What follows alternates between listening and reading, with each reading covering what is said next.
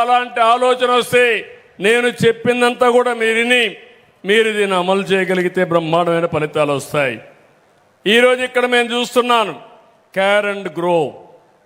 మన పిల్లలు చిన్నప్పుడు కొన్ని డెఫిషియన్సీస్ ఉంటాయి. ఆ సమయంలో మనం దాన్ని అశ్రద్ధ చేస్తే ఆ పిల్లలు మూగ పిల్లలుగానో లేకుంటే కొన్ని సమస్యలు వచ్చి జీవితాంతం సఫర్ అయి మనకు సమాజానికి ఉపయోగపడే పరిస్థితి ఉండదు. ఆ సమయంలో మనం కరెక్ట్ చేస్తే చాలా వరకు ప్రయోజకులుగా తయారవుతారు. ఆ పని కూడా చేస్తున్నాం. ఇంకో పక్కన పాపులేషన్ మేనేజ్మెంట్ మన నియోజకవర్గం నుంచే స్టార్ట్ చేస్తున్నాం. అది కూడా మీరు గుర్తుపెట్టుకోవాలి. ఒకప్పుడు నేను ఫ్యామిలీ ప్లానింగ్ మాట్లాడాను. 2 పిల్లల కంటే ఎక్కువ మంది ఉంటే స్థానిక సంస్థల్లో పోటీకి అనర్హులు మాట్లాడాను. ఇప్పుడు మళ్ళా నేనే మాట్లాడుతున్నాను. 2 కంటే తక్కువ పిల్లలుంటే పోటీకి అర్హత లేదని మరొకసారి మీ అందరికీ విజ్ఞప్తి చేస్తున్నా. ఆ స్థాయికి వచ్చాం. మనం పనిచేసేది మెషిన్ల కోసరం కాదు, చెట్ల కోసరం కాదు, మనుషుల కోసరం. అసలు మనుషులే లేకపోతే ఎవరి కోసరం పనిచేస్తామని అడుగుతున్నా మిమ్మల్ని. దానికి కూడా చెప్తాను, కొన్ని దేశాలు నిర్వీర్యం అయిపోతున్నాయి. కొన్ని సంవత్సరాల తర్వాత ఆ దేశంలో ఇప్పుడుండే జనాభాలో గణనీయంగా తగ్గిపోయే పరిస్థితి వస్తూ ఉంది. వాళ్ళకు కూడా మనం సహాయం చేసే పరిస్థితికి వస్తాం. అయితే నేను మిమ్మల్ని కోరేది కుప్పం నుంచే ప్రారంభం కావాలి. ప్రతి ఒక్క కప్పలు 2 కంటే ఎక్కువ పిల్లల్ని కనే దీనికి రావాలి. కొంతమంది ఇప్పుడు కూడా నిలబెడుతున్నారు, కొంతమంది ఎందుకో కానీ ముందుకు రావడం లేదు. అంటే డబ్బులు వచ్చిన వాళ్ళ స్వార్థం పెరుగుతూ ఉంది. ఇంకా ఒక రకంగా ఉండేవాళ్ళు అయితే ఆలోచిస్తున్నారు. ఈరోజు దక్షిణ భారతదేశం ఈ యొక్క ఏజింగ్ ప్రాబ్లంలో ఉంది. కేరళ నెంబర్ 1, దాని తర్వాత తమిళనాడు, దాని తర్వాత హిమాచల్ ప్రదేశ్, దాని తర్వాత ఆంధ్రప్రదేశ్, మన తర్వాతనే కర్ణాటక, తెలంగాణ. ఇప్పుడు అందుకే నేను పిలిపిస్తున్న, ముందు జాగ్రత్త పడకపోతే మనం కూడా మొత్తం నష్టపోతాం. అందుకే దీన్ని కూడా నేను తీసుకుంటున్నాను. ఇంకో పక్కన మౌలిక వసతులు, స్ట్రీట్ లైట్స్ వేసాం, ఎక్కడికక్కడ రోడ్లన్నీ బాగు చేస్తున్నాం. ఇంటిపైనే కరెంటు ఉత్పత్తి చేయడానికి సోలార్కి అందరికీ దగ్గర 8,000 మంది ఎస్సీ ఎస్టీలకు ఉచితంగా పెట్టిస్తున్నాం. మీటర్లు పెడుతున్నాం, స్వాపింగ్ పెడుతున్నాం. ఎప్పుడు కరెంటు కావాలి తీసుకోవచ్చు, అదనంగా ఉత్పత్తి చేసి ఇచ్చే ఏర్పాట్లు చేస్తున్నాం. ఇంకో పక్కన సబ్ స్టేషన్లోనే కరెంటు ఉత్పత్తి చేసి ఎక్కడికక్కడ కరెంటు సర్ప్లస్ చేసుకుంటూ ముందుకు పోతాం. ఇంకో పక్క అన్ని ఇళ్లలో డోర్ టు డోర్ చెత్త కలెక్షన్, 114 ఎలక్ట్రికల్ ఆటోలు పెట్టాం. 3 సిఎన్జి కాంపాక్టర్స్ వినియోగిస్తున్నాం. నెట్ జీరో కాన్సెప్ట్గా ఐఐటి కాన్పూర్ వర్కౌట్ చేస్తున్నారు. జీరో ల్యాండ్ ఫిల్లింగ్ కాన్స్టిట్యున్సీగా మనం తయారవుతుంది. నేను అడుగుతున్నా, మీ ఇండ్లకి ప్రతిరోజు వచ్చి చెత్త కలెక్ట్ చేస్తున్నారా అని అడుగుతున్నా. అనుకున్న ప్రకారం చేస్తున్నారంటే చేలు పైకెత్తండి. చాలా సంతోషం. మీరు నీతిగా సమాధానం చెప్తే నాకు కూడా కొండంత బలం. చేయని వాళ్ళ భరతం పడతా, చేసిన వాళ్ళని అభినందిస్తా. దీనివల్ల మన గ్రామాలు పరిశుభ్రంగా ఉంటాయి. సిమెంట్ రోడ్లు వేసుకుంటున్నాం. మురికి కాలువలన్నీ కూడా అండర్ గ్రౌండ్ పెడతాం. దీనివల్ల ఎక్కడ మురుగు కనపడదు. మురికి కాలువల్లో వచ్చే నీళ్లు కూడా ట్రీట్మెంట్ ఇస్తాం. ఇంకో పక్కన ఎక్కడికక్కడ సిమెంట్ రోడ్లు ఉంటాయి. ఎక్కడికక్కడ చెత్త అంతా కూడా తీసుకెళ్ళి కొత్తగా స్వచ్ఛ రథాలు మీ గ్రామానికి పంపిస్తున్నా.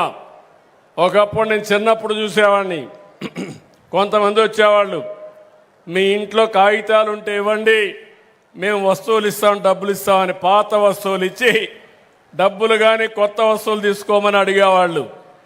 ఇప్పుడు అదే పద్ధతిలో స్వచ్ఛ రథాలు మీ ఇంటికి వస్తే మీరు కానీ పాతవన్నీ దానికి ఇస్తే తిరిగి నిత్యావసర వస్తువులు మీకు అందజేసే బాధ్యత ఈ ప్రభుత్వం తీసుకుంటున్నాం. అదే వేస్ట్ సంపద వెల్త్, దానికి కూడా శ్రీకారం చుట్టాం. ఇంకో పక్కన మీరు ఒకసారి చూస్తే సింగిల్ యూజ్డ్ ప్లాస్టిక్ అంతా నిరోధిస్తున్నాం. సర్బానా జురాంగ్ కడాను వరల్డ్ క్లాస్ రీజన్గా తీర్చిదిద్దే కార్యక్రమం అప్పచెప్పాం. నేను ఒకటే ఆలోచిస్తున్నా, ఎక్కడికక్కడ ఒక మంచి నియోజకవర్గంగా తయారు చేయాలని ప్రపంచంలో ఉండే మేధావులందరినీ రమ్మంటున్నాను, కొంతమంది వ్యక్తులను రమ్మంటున్నాం, కొన్ని సంస్థలతో కలిసి పనిచేస్తున్నాం. ఈరోజు ఇంకొక విషయం కూడా, నీటి విషయంలో మిమ్మల్ని అందరినీ కోరుతున్నా. నేను కృష్ణా నీళ్లు తీసుకొస్తాను, అందరి ఎప్పుడూ ఉంటుంది, కానీ మీరు కూడా సహకరించి ఏ ఊరిలో పడిన నీళ్లు ఆ ఊర్లోనే భూగర్భ జలాలుగా మార్చాలి. ఒకప్పుడు చెరువులకు దారులు ఉండేటివి, ఆ దారులన్నీ మూసేశారు. మన ఊరికి దారి లేకపోతే మనం ఏ విధంగా పోలేమో, ఆ నీళ్లకు కూడా దారి లేకపోతే నీళ్లు కూడా పోయే పరిస్థితి ఉండవు.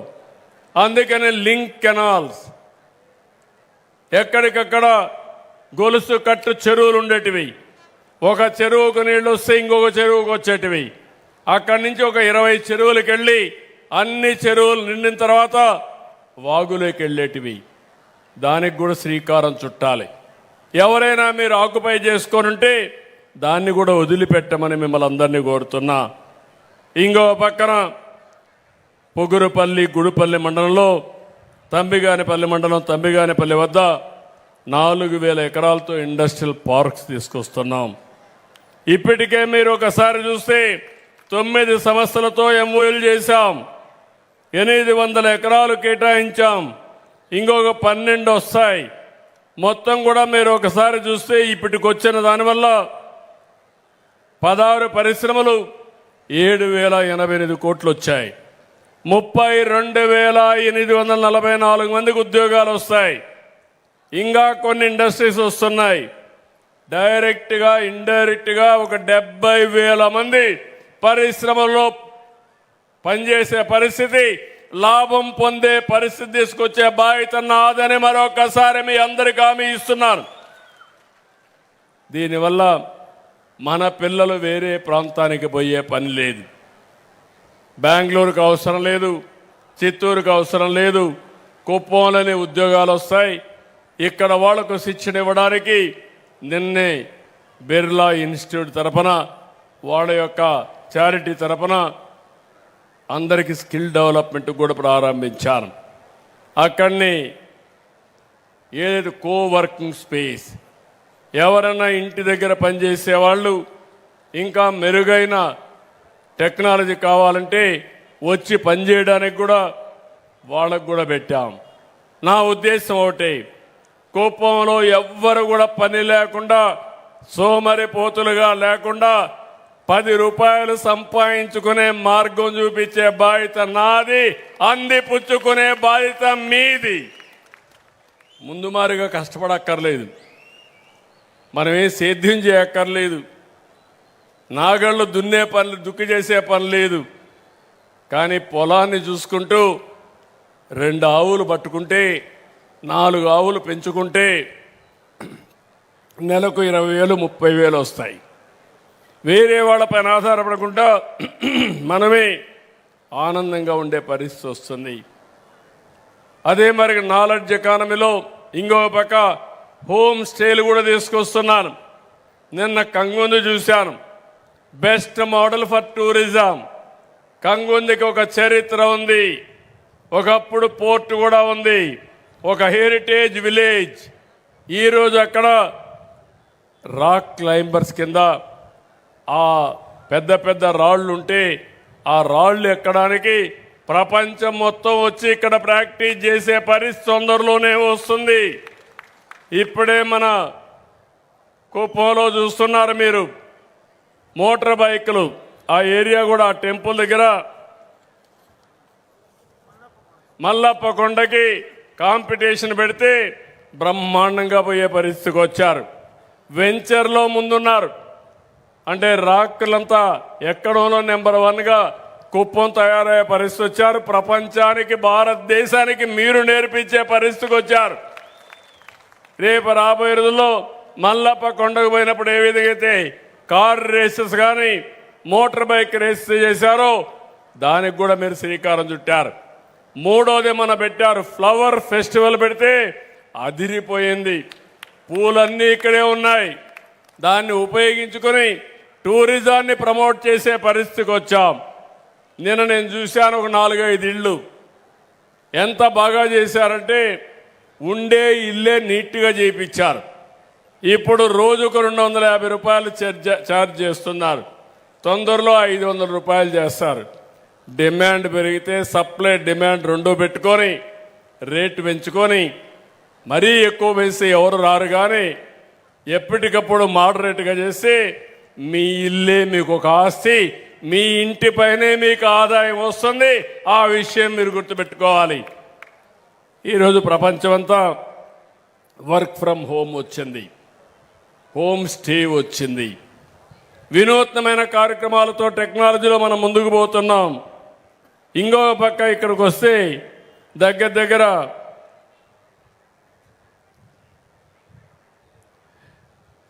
ఈ సీజన్లో ఎస్హెచ్జి గ్రూపులంతా కలిసి 3000 ఆవులు కొనుక్కున్నారు. 15 కోట్ల రూపాయలు ఖర్చు పెట్టి. దీనివల్ల మీరు ఇంకొక పక్కన చూస్తే చాలా వరకు వాళ్ళ ఆదాయం గణనీయంగా పెరిగే పరిస్థితి వస్తుంది. నేను కొత్త కార్యక్రమానికి దానికి శ్రీకారం చుట్టాను. 1 ఫ్యామిలీ 1 ఆంటర్ప్రెన్యూర్. ఒక ఇంట్లో ఒక పారిశ్రామికవేత్త, అది చిన్న పరిశ్రమ కానీ మీడియం పరిశ్రమ కానీ పెద్ద పరిశ్రమలు కానీ, ఇది పెద్ద కష్టం కాదు. ఈరోజు పెద్ద పెద్ద పరిశ్రమలు పెట్టిన వారందరూ ఒకప్పుడు చిన్న వాళ్ళది పెట్టి అనునిత్యం దానిపైన శ్రద్ధ పెట్టారు, కొత్త విషయాలు నేర్చుకున్నారు. తద్వారా ఈరోజు పెద్ద పెద్ద పారిశ్రామికవేత్తలుగా తయారయ్యారు. మా యొక్క డాక్రా సంఘాలున్నాయి. మీలో ప్రతి ఒక్క మహిళ, ప్రతి ఒక్క సంఘం ఒక ఎస్హెచ్జిగా, ఒక పారిశ్రామికవేత్తగా తయారు చేసే బాధ్యత నాదని మా ఆడబిడ్డలందరికీ హామీ ఇస్తున్నా. ఈ సంవత్సరం ప్రపంచ మహిళా దినోత్సవం పోయినసారి పిలిపించాను. 1,00,000 మంది పారిశ్రామికవేత్తలు కావాలని. 1,00,000 కంటే ఎక్కువయ్యారు. ఈసారి మళ్ళీ అవన్నీ సమీక్ష చేసుకుని మిమ్మల్ని నెక్స్ట్ లెవెల్కి ఏ విధంగా తీసుకుపోవాలనో దానికి కూడా శ్రీకారం చుడతాం.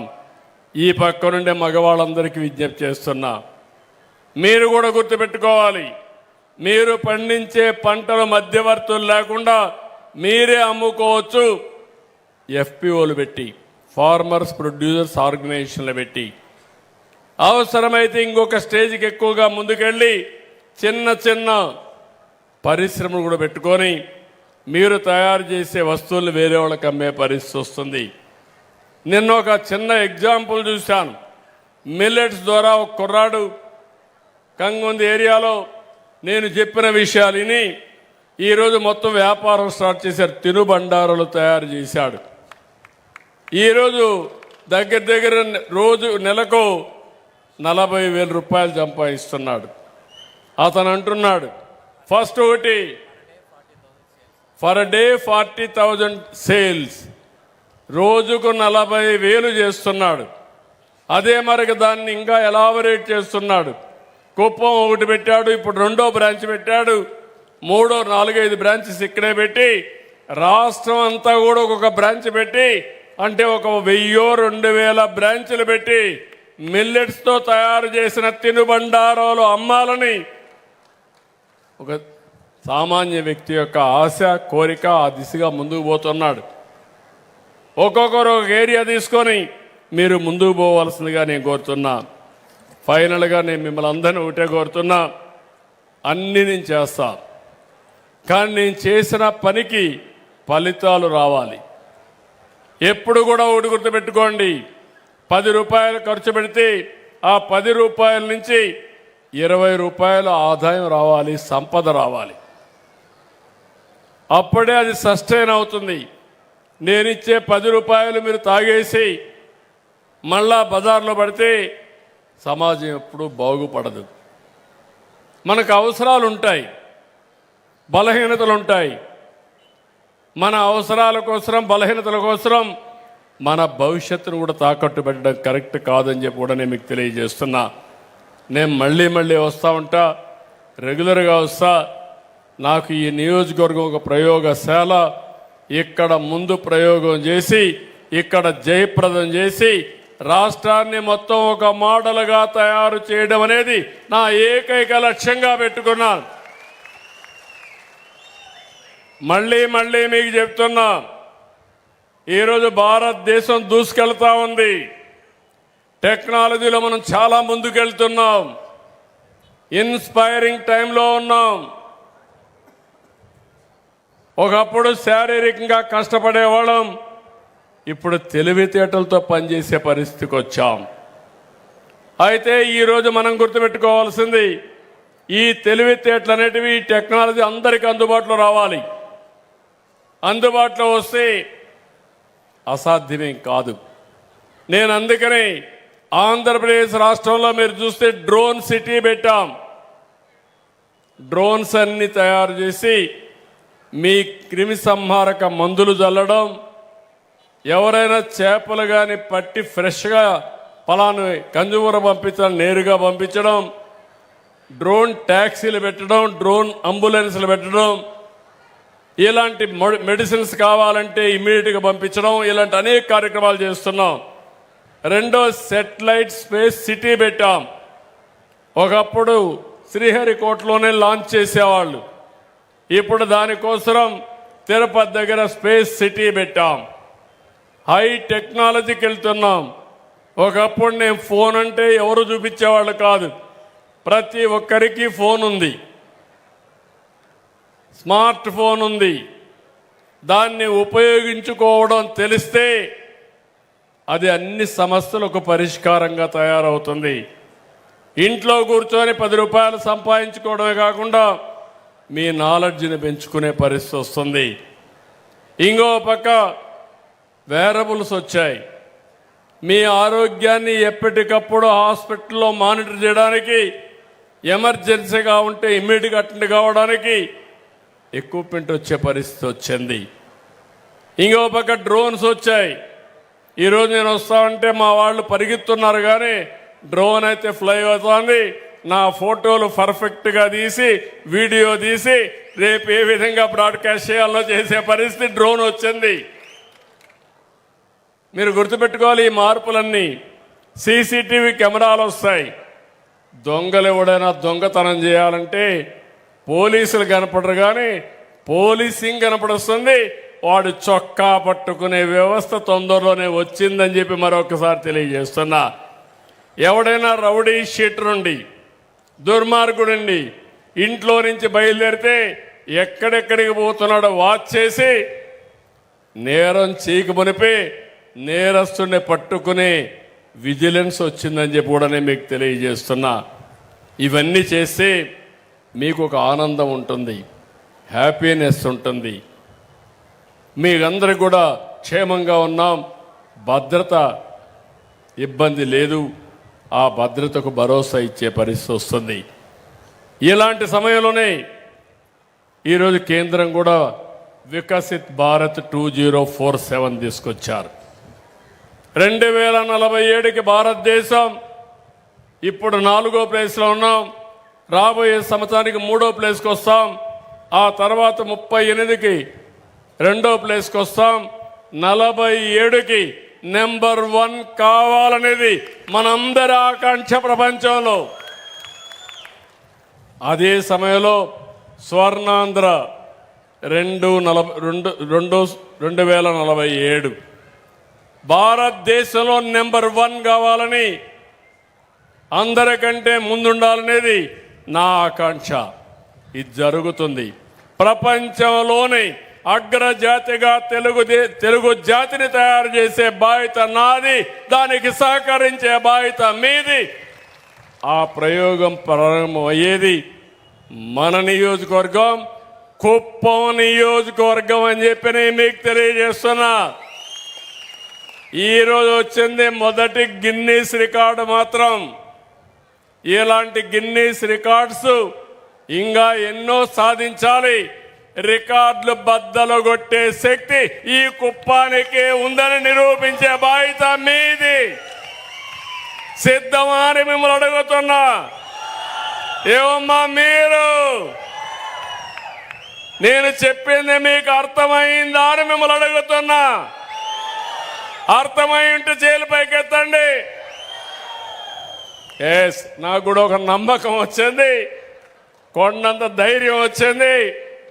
నేను చెప్పింది జరుగుతుంది, దీనివల్ల లాభం ఉంటుందని భరోసాతో ముందుకెళ్తున్నా.